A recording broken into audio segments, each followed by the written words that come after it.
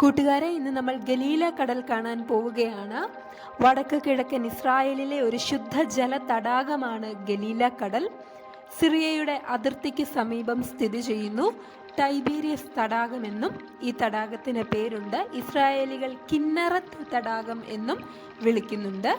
ഇതിൻ്റെ നീളം 21 കിലോമീറ്ററും വീതി 5 കിലോമീറ്റർ മുതൽ 13 കിലോമീറ്റർ വരെയുമാണ്. പരമാവധി ആഴം 49 മീറ്ററാണ്.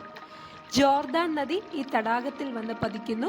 പഴയ നിയമത്തിൽ കിന്നറത്ത് എന്നാണ് ഗലീലി കടലിനെ പറയുന്നത്. ഇതിൻ്റെ തീരത്ത് വെച്ചാണ് നമ്മുടെ കർത്താവായ യേശു ക്രിസ്തു ഒരുപാട് അത്ഭുത പ്രവൃത്തികൾ കാട്ടിയിട്ടുള്ളത്. വിശുദ്ധ വേദപുസ്തകം പരാമർശിക്കുന്നുണ്ട്.